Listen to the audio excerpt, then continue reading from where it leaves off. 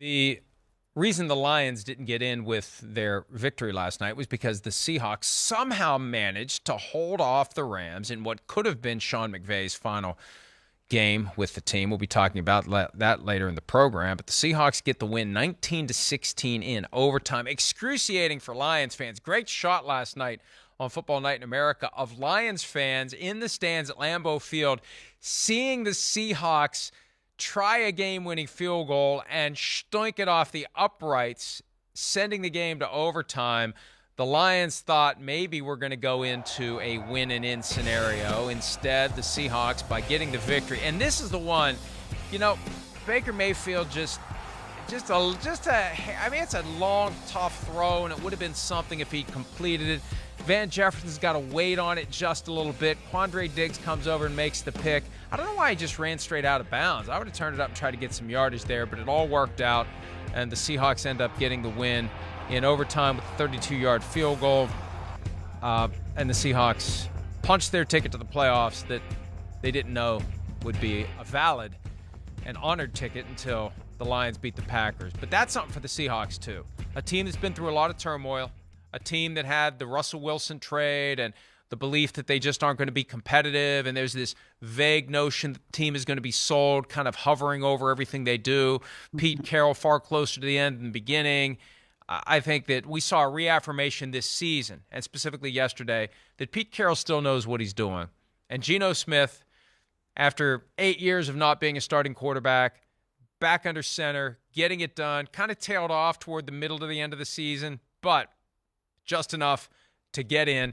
And it sets up for a fascinating wild card game because anytime you play a division rival in the postseason, I think it just has a different vibe to it because they're not intimidated by the fact that you're the 2 seed. They're not afraid of you. If anything, they relish the opportunity to come in there and beat you. It kind of reminds me of how I thought it was shaping up with the Vikings as the 2 seed and the Packers or the Lions as the 7 seed. Here's the 49ers as the 2 seed, and now here are the Seahawks as the 7 seed.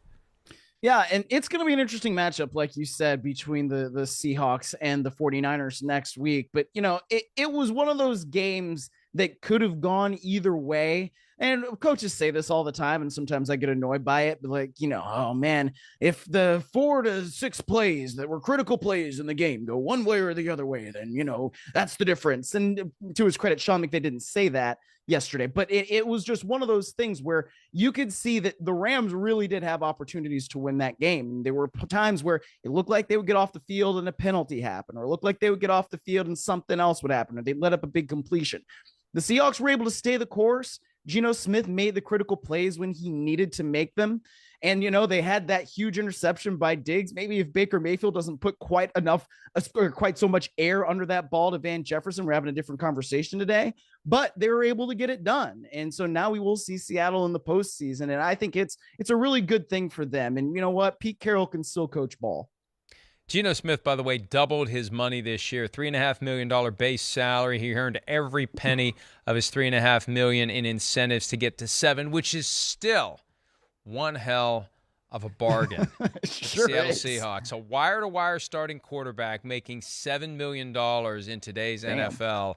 Hey, we'll see. This offseason is going to be nuttier than usual. When you look around at all the quarterback jobs that may come available, we were trying to do this within the past couple of weeks. It's easier to list the teams that are settled than unsettled at quarterback because there are fewer of them. And so every team that's unsettled, what are you going to do? There's plenty of options out there. And you've got Geno Smith at the top of the list of free agents who will walk out the door unfettered, unencumbered, unless the Seahawks sign him to a new contract or apply the franchise tag, which they can't take off the table at this point if they can't work out a long-term deal with him. He's done too much to this team's fortunes and gotten them to the playoffs in his first year as a starter. So kudos to the Seahawks for getting it done. Hi, I'm Mike Tirico, and thanks for watching. Make sure to hit subscribe for the latest news and highlights from NBC Sports.